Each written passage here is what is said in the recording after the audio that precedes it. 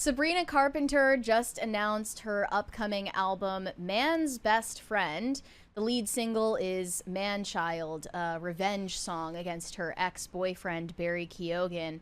But she also unveiled the album cover art for Man's Best Friend, and a lot of her own fans and feminists alike are sending her backlash for this imagery. She is shown here on all fours in front of a faceless man in a suit who is grabbing her by the hair, and she is posed like a dog here, hence the name of the album, which is coming out in August. And I saw some Sabrina Carpenter fans celebrating this and saying it's actually really intellectual and deep and satirical. It's sort of a commentary on misogyny and the patriarchy and sexual objectification and all of these things. I just don't have the media literacy to see how intelligent this album cover really is. Some people actually compared it to Taylor Swift's music video for Blank Space back in 2014, where she plays the part of the crazy ex-girlfriend with mascara running down her face. She's basically mocking the way that society views her, and they say Sabrina Carpenter is doing the same thing. This is like a meta commentary on the way that people view Sabrina as a sexual object. I just think it's awfully convenient that you can market to the highest amount of people by making it simultaneously sexually titillating for the male audience, but also intellectual and feminist for your female audience. Like, that's just so convenient for Sabrina that she could strike that perfect balance. Yep. I just don't buy that, you know, getting on the floor and getting yanked by your hair by a man is peak female empowerment. The same way I didn't buy that Chappell Roan's blow-up doll costume on RuPaul's Drag Race was a commentary on patriarchal beauty standards. You're not that smart. That stuff is so annoying because when it comes to who sets beauty standards, it is not a patriarchal man that is setting the beauty standards. She really does want to have her edible underwear and eat them too. You know, one of the things that when I first saw the album cover, like I'm not really familiar with Sabrina Carpenter's politics or anything, or how, like, what flavor of feminism she likes. But my first impression was, oh, maybe this is actually cool, and she's actually kind of doing a bit of a Lana Del Rey, where Lana Del Rey is like, I'm going to do things that are not specifically condoned by the politically correct in Hollywood, and I know that that's going to upset people. And she even spoke on it a couple times, talked about it, and that was my first impression. And then come to find out, oh no, she's just doing the same garbage. And music gets a pass when it comes to that. Well, back in 2019, I think what you're referencing is Lana Del Rey's Question for the Culture, where she expressed that she felt she was held to a double standard compared to other female musicians, such as Cardi B, Ariana Grande, who openly sexualize themselves. And Lana Del Rey feels that she's gotten an outsized amount of backlash for doing the same thing. But Lana Del Rey is a far classier way of sexualizing herself. First of all, that like and she embraces femininity. Like, I'm actually a fairly big Lana Del Rey fan, and I've read some of the songs. I know the lyrics pretty well, and the message that you get from Lana Del Rey is she's like, look, I know this is a little on the seedy side. It makes you think of like seedy Las Vegas, and it's like she knows that that's kind of, not acceptable in polite company nowadays, but she's like, I kind of still like it, and this is what I want to do. And it's whether or not you condone that kind of perspective, she's at least standing out and saying, I see things differently from everyone else in, Hollywood and the entertainment business, which is, cool. Yeah. And it makes it interesting. The distinction I see between Lana Del Rey's angle with her music and her aesthetic and Sabrina Carpenter, what she's doing, is first of all that Lana Del Rey's songs just objectively have more lyrical depth and more honesty, And Sabrina Carpenter's music, from what I can tell, boils down to either shitting on men or being obsessed with male validation, and some combination of the two. Yeah, that seems. There's no depth to what Sabrina Carpenter is doing. So for people to compare the two as if they're on the same level is just a joke to me. But here were some of the responses I saw from radical feminists on Twitter. And I do find myself agreeing with them more and more often these days, because they are willing to call out the bullshit of liberal choice feminists who basically argue anything a woman chooses to do is feminist just because she's a woman and she chose to do it. One said, is this some kind of tactic to bait men who like this into listening to her diss songs? Whatever it is, comparing being a woman to a dog is too much. I get her, but I don't agree that this will ever be an empowering thing to do. Another one said, she's trying to appeal to a feminist audience by saying, oh, it's satire and there's a deeper meaning, while directly pandering to male-centered women and degenerate men.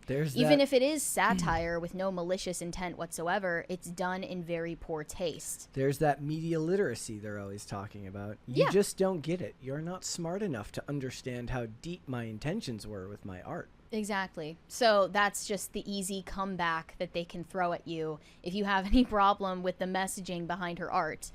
And I think, you know, satire is fine. You can try your hand at satire in art or comedy or anything, really. It's just that, you know, people will be able to criticize how effective your satire is. Yep. And if it's not done well, if it's not executed properly, and it's merely interpreted as what it appears to be on the surface, well, you just did a bad job at satire, you know? Yep. So just saying it's satire isn't really a defense to me for what she just did. And today, actually, Rolling Stone published a cover story with Sabrina Carpenter fully naked on their cover, barely covered by an angle in the shot. And she addressed some of these criticisms she's gotten for sexual lyrics, sexual poses and dances that she does on stage at her tour. She's literally miming sex acts on stage. And these are all ages concerts, by the way. I think it's disgusting. But here's what she had to say to the critics. As she sings, "Wanna try out some freaky positions? Have you ever tried this one?" She acts out sex positions, changing it up every time. For her song Bedchem, Sabrina Carpenter ends the track on a heart-shaped bed, staging intercourse with a male dancer behind a curtain. These viral moments have resulted in Sabrina being shamed online, with some parents even deeming her shows inappropriate for children.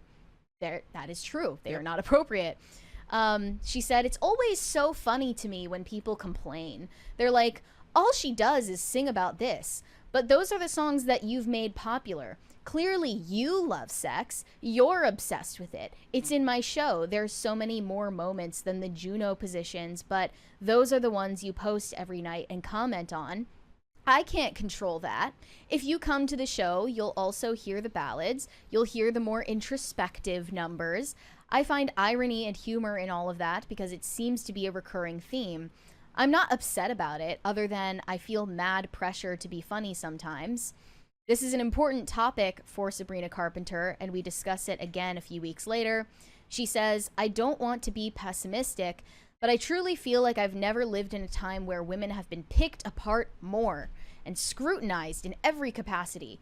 I'm not just talking about me, I'm talking about every female artist that is making art right now. So she's like, if you want to post the videos of me miming blowjobs with a microphone from my tour in front of children, well, that's actually because you're obsessed with sex, not me. Insane. Come on now, Sabrina. You're smart. You're smarter than that.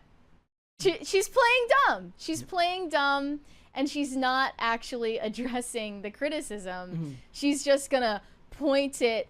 She's gonna point the finger back at the audience and say, no, you're the perverts. Yeah. You're actually perverted. Like, that's the whole point of all of this. The pornographic TV shows and movies, the song lyrics, the music videos, the tours, all of the stunts that these people do, they want as much attention and cash out from that as much as possible and milk it for all it's worth.